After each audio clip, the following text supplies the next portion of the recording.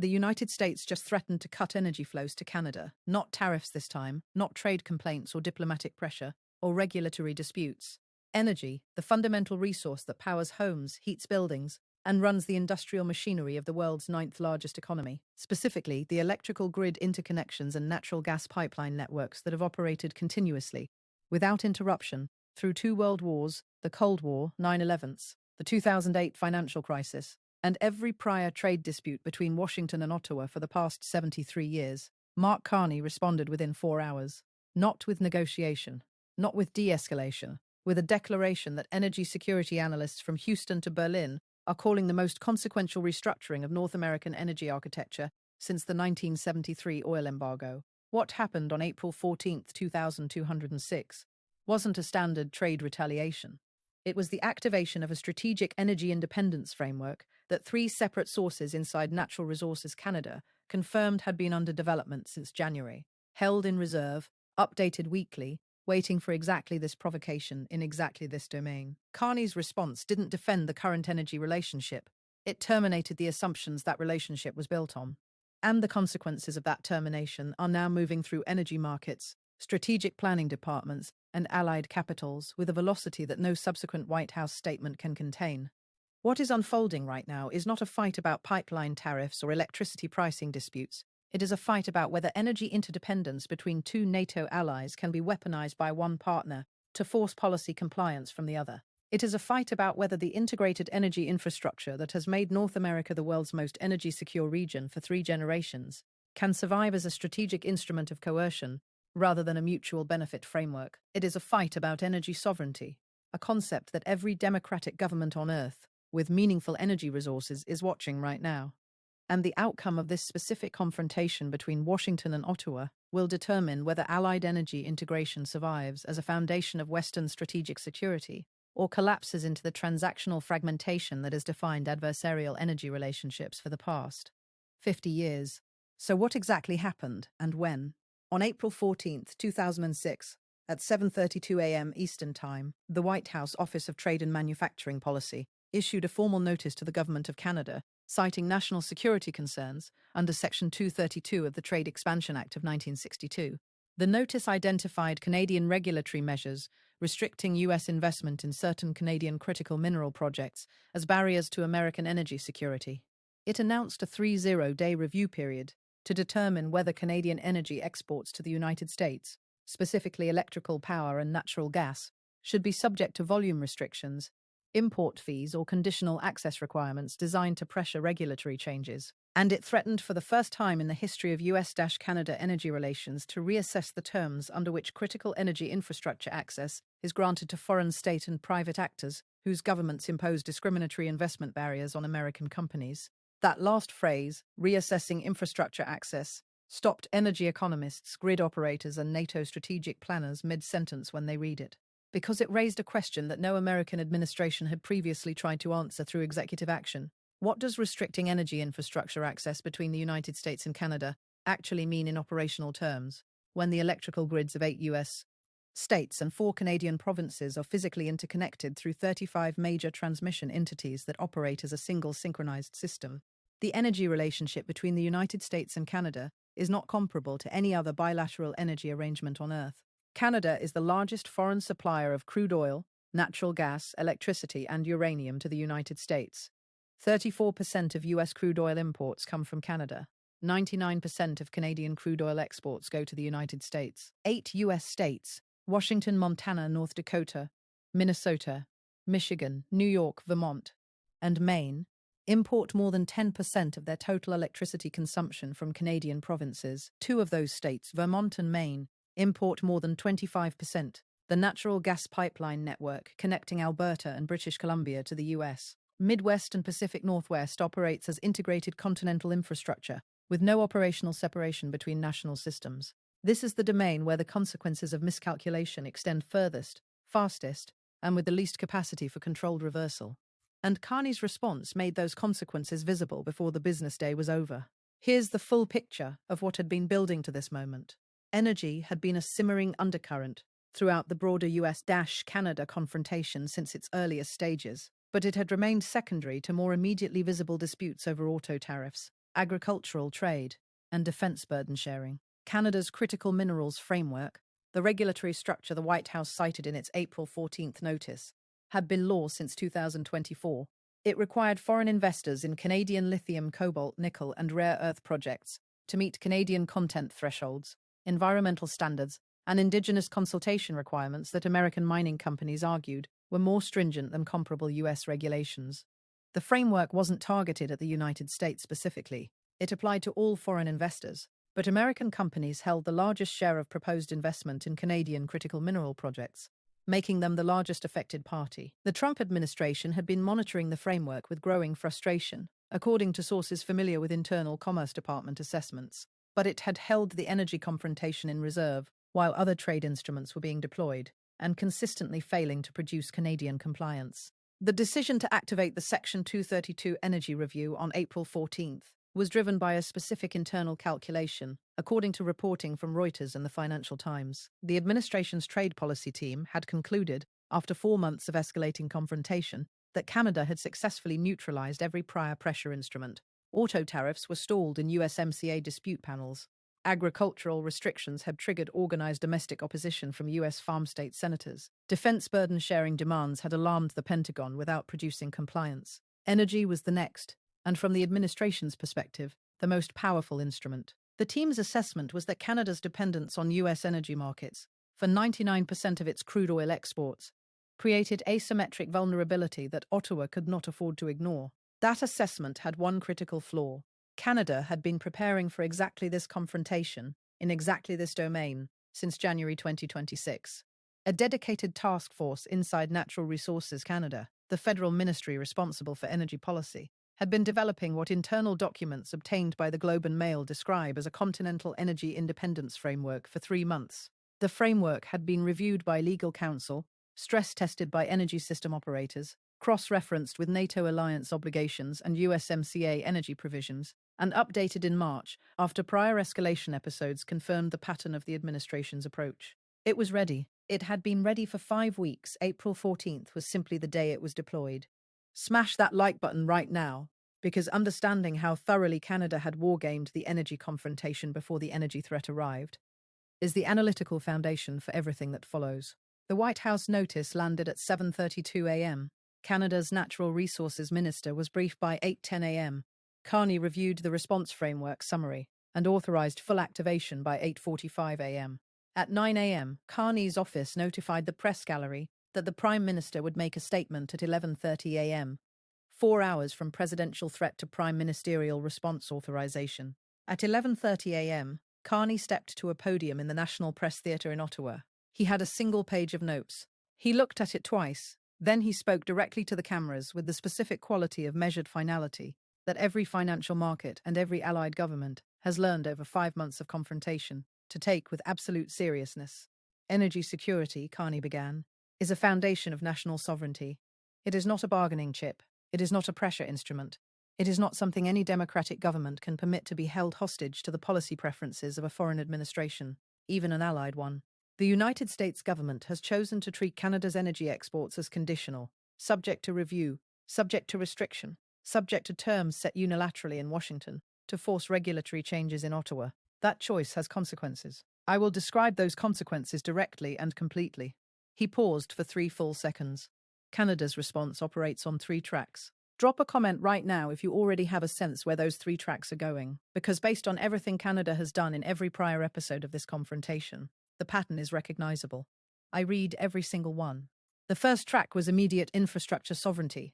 Canada was initiating a comprehensive 1-to-0-day review of all existing cross-border energy export agreements, pipeline capacity allocations, and electrical grid interconnection protocols. Pending completion of that review, no new long-term energy export contracts with U.S. buyers would be approved. No expansions of existing pipeline capacity to U.S. markets would be authorized. And all existing export arrangements would be assessed for consistency with what Carney called Canadian energy sovereignty principles, a framework that prioritized Canadian domestic supply security, Canadian refining and processing capacity, and Canadian control over the terms under which Canadian resources leave Canadian territory. The message embedded in Track 1 was unmistakable: American threats to restrict Canadian energy access to U.S. markets had triggered not negotiation, but a comprehensive Canadian review of whether continuing to supply those markets served Canadian strategic interests. The harder Washington pushed against Canadian regulatory sovereignty, the more seriously Ottawa was questioning whether energy interdependence with the United States remained strategically viable. The second track was accelerated market diversification. Canada was immediately expanding diplomatic and commercial engagement with European and Asian energy buyers. Specifically, Ottawa was fast-tracking regulatory approvals for LNG export terminals on the Pacific and Atlantic coasts, terminals that had been delayed for years by environmental reviews and Indigenous consultation processes. Those terminals, once operational, would allow Canadian natural gas to reach Asian and European markets that pay significantly higher prices than US buyers, and that don't threaten to weaponize access as a policy instrument. Simultaneously, Canada was announcing $8.7 billion in federal infrastructure investment to expand West-East oil pipeline capacity, allowing Alberta crude to reach Atlantic export terminals and global tanker markets, reducing dependence on US Gulf Coast refineries that currently process the overwhelming majority of Canadian heavy crude. The third track was the one that moved energy markets before Carney finished speaking. Canada was establishing a strategic energy reserve framework, a national policy requiring that a defined percentage of Canadian oil, natural gas, and electrical generation capacity be held in reserve for exclusive Canadian consumption, unavailable for export regardless of price, demand, or diplomatic pressure. The reserve percentages would be set by the Canadian Energy Regulator based on domestic supply security assessments. But the framework's existence meant that Canada was formally adopting the position that energy exports to the United States were a conditional privilege, not a guaranteed supply relationship, and that Canadian supply security would take absolute priority over US market access in any scenario where the two came into conflict. Crude oil futures moved within 15 minutes, not dramatically, but measurably and directionally. Natural gas prices in the US Northeast spiked 4.7% by end of day. Electrical utilities in Vermont, Maine, and upstate New York issued statements acknowledging they were monitoring the situation and assessing contingency supply options. Subscribe immediately if you haven't yet, because what happened in the 6 hours following Carney's statement inside the American energy industry's Washington lobbying infrastructure is the detail that explains why the April 14th episode may represent the most strategically self-defeating miscalculation the administration has made in this entire confrontation. Within 6 hours of Carney's statement, 4 of the most powerful energy industry organizations in Washington had contacted congressional offices and White House staff with remarkably consistent messaging. The American Petroleum Institute, the Interstate Natural Gas Association of America, the Edison Electric Institute, and the American Gas Association all delivered variations of the same core argument.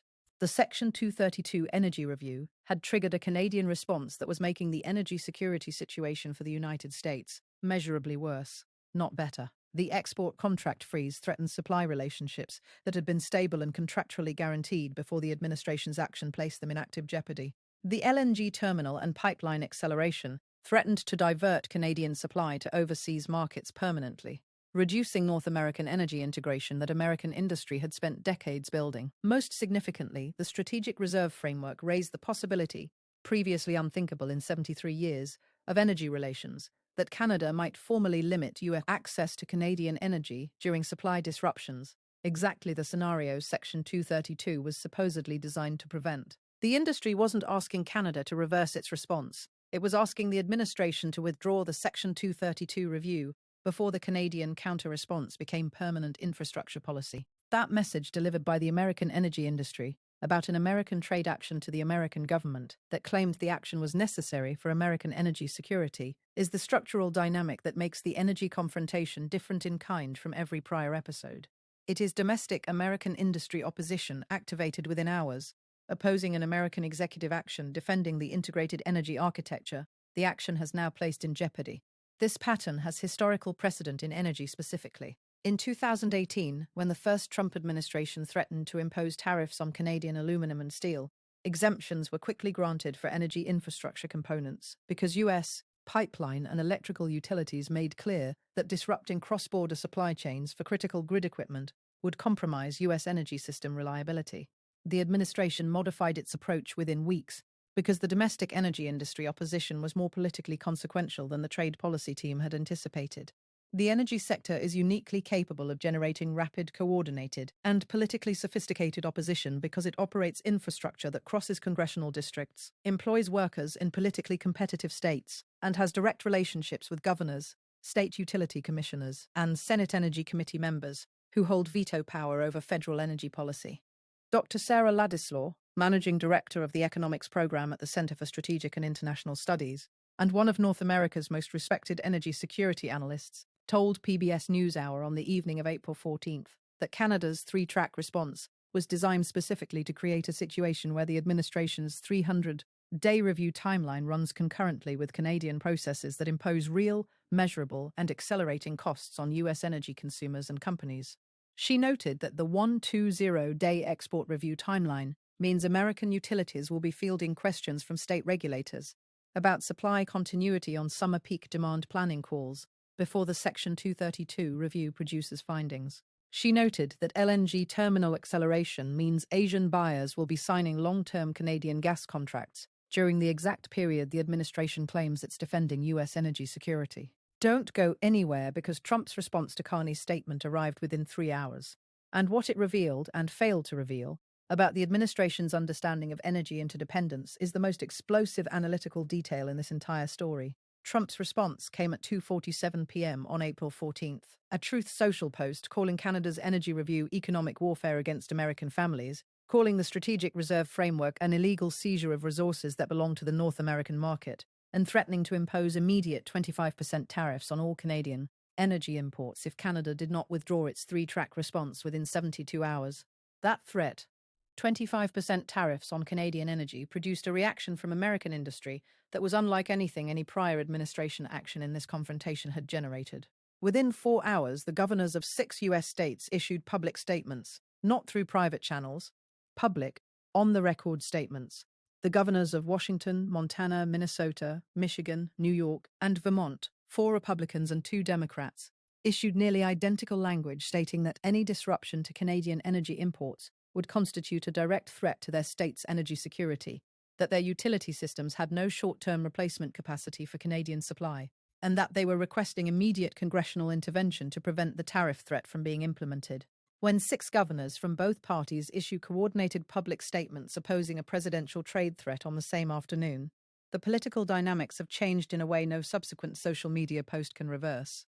Even within the Republican Senate, the April 14th episode produced immediate and visible discomfort. Senator John Barrasso, chairman of the Senate Energy and Natural Resources Committee, and one of the most reliable administration allies on energy policy, issued a statement that conspicuously declined to endorse the threatened energy tariff. His statement noted that energy security requires stable, predictable relationships with allied suppliers, and that his committee would need to hold hearings examining the impacts of any proposed tariff before such a measure could proceed with Senate support. A Republican committee chairman declining to endorse a Republican president's threatened energy tariff against an allied nation, in writing on the record, on the day the threat was made, is not a subtle political signal. So let's break down the 3 reasons the energy confrontation is the most strategically dangerous domain the administration has entered in this entire 5-month crisis.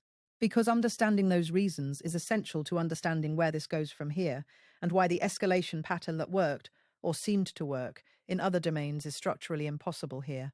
The first reason is physical irreversibility. Auto tariffs can be suspended. Agricultural bans can be lifted. Defense cooperation can resume. Energy infrastructure integration, once abandoned, cannot be rebuilt quickly. If Canadian LNG terminals lock in 20-year contracts with Asian buyers, that gas doesn't return to U.S. markets when diplomatic relations improve. If Canada builds permanent west-east pipeline capacity, prioritizing Atlantic export terminals, Alberta crude doesn't flow south when tariffs are lifted. Energy infrastructure operates on investment cycles measured in decades, not policy cycles measured in months. The second reason is alliance credibility. Every NATO ally with significant energy resources, Norway, the Netherlands, the United Kingdom, is watching this confrontation to assess whether energy interdependence with the United States is a strategic partnership or a vulnerability subject to unilateral weaponization. When Washington wants policy leverage, if the United States is willing to threaten energy restrictions against Canada, the most integrated, most reliable, most strategically aligned energy partner America has ever had, then no allied energy relationship is secure. That assessment, once formed, reshapes decades of allied energy policy. The third reason is domestic political fragmentation. The April 14th episode produced synchronized opposition from Republican governors, Democratic governors, Senate Republicans, the American Petroleum Institute, electrical utilities, natural gas distributors, and refinery operators within 6 hours. That is not a coalition the administration can override through executive action. It is a coalition with the political capacity to force legislative constraints on presidential energy policy if the confrontation continues. What energy analysts are now calling the defender alignment problem is visible here in its starkest form.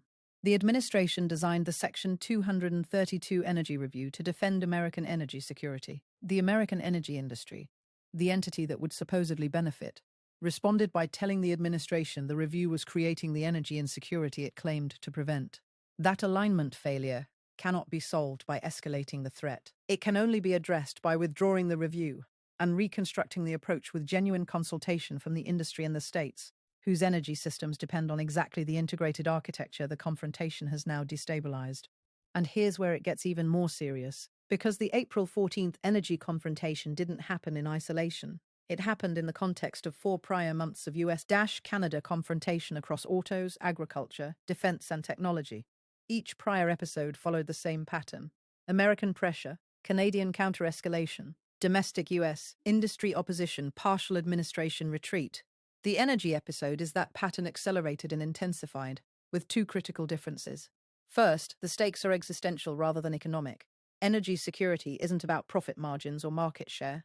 It's about whether homes have heat in February and whether hospitals have power during summer peak demand. Second, the opposition is bipartisan, cross-industry, and state-led.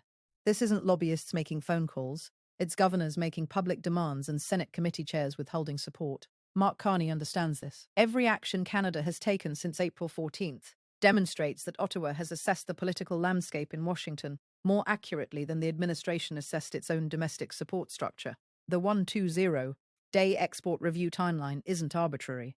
It extends past the US midterm primary season, ensuring that congressional Republicans in energy-dependent districts will be facing voter questions about energy supply security during the exact period the administration claims the Section 232 review is strengthening it. The LNG terminal acceleration isn't symbolic. It represents permanent infrastructure redirection of Canadian gas to markets that won't threaten supply restrictions as a diplomatic tool.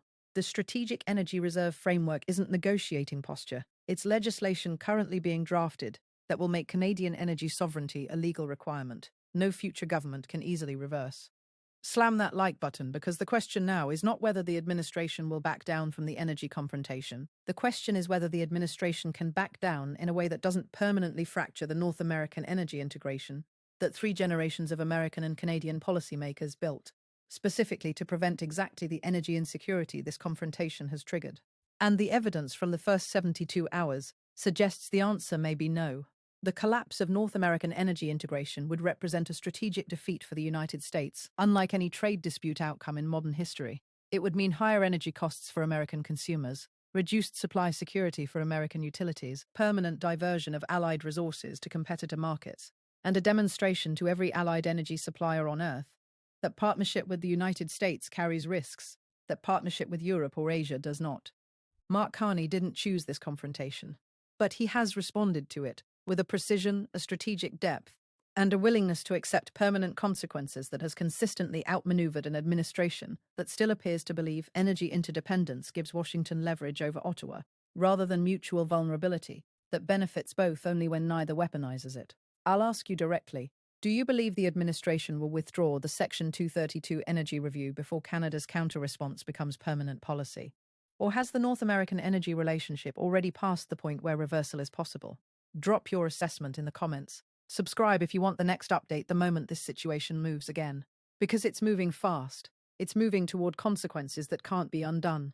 And understanding what happens next requires watching not what either government says, but what energy markets, utility operators, and allied capitals do in response to what both governments have already set in motion. I'll ask you directly, do you believe the administration will withdraw the Section 232 energy review before Canada's counter-response becomes permanent policy?